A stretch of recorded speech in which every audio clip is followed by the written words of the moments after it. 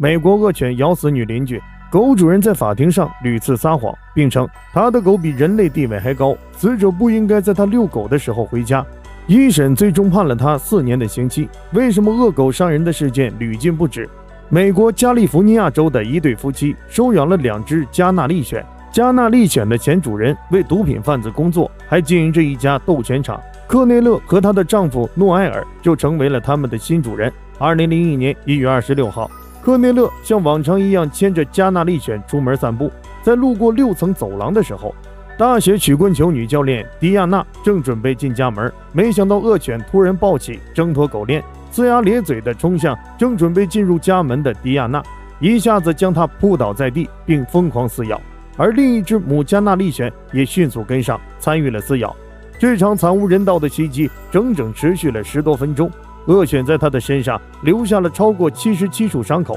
而加纳利犬的主人科内勒在惨剧发生的整个过程中，没有向周围的人求助，也没有取来武器制服恶犬，甚至都没有拨打紧急电话，只留下迪亚娜女士独自在走廊上死去。惨剧发生后，警方迅速赶到现场，处死了2只恶狗。这场血腥的案件在当地掀起了轩然大波，媒体争相报道，以至于出现了要判处科内勒死刑的言论。然而在法庭上，科内勒狡辩称自己不知道狗会杀人，而这种说法居然还被圣弗朗西斯科高等法院法官采信了，定罪降至过失杀人，判科内勒4年监禁。而她的丈夫诺埃尔也被获过失杀人罪。难道恶犬杀人事件就这么过去了？并没有。2007年，加州最高法院重新审理了此案，并推翻了之前的判决。新法院认为，检察官就狗咬人致死案寻求谋杀定罪时，只要证明狗主人明知狗具有潜在威胁性，却依旧把他人的生命安全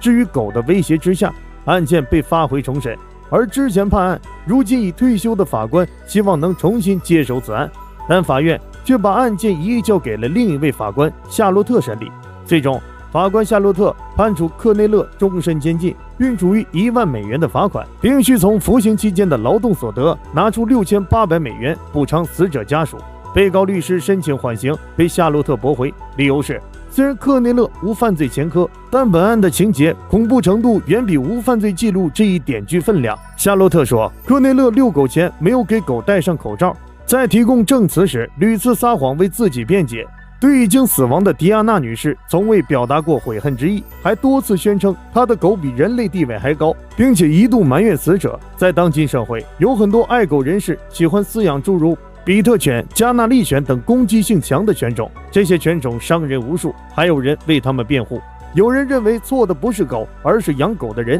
他们相信狗是人类最好的朋友。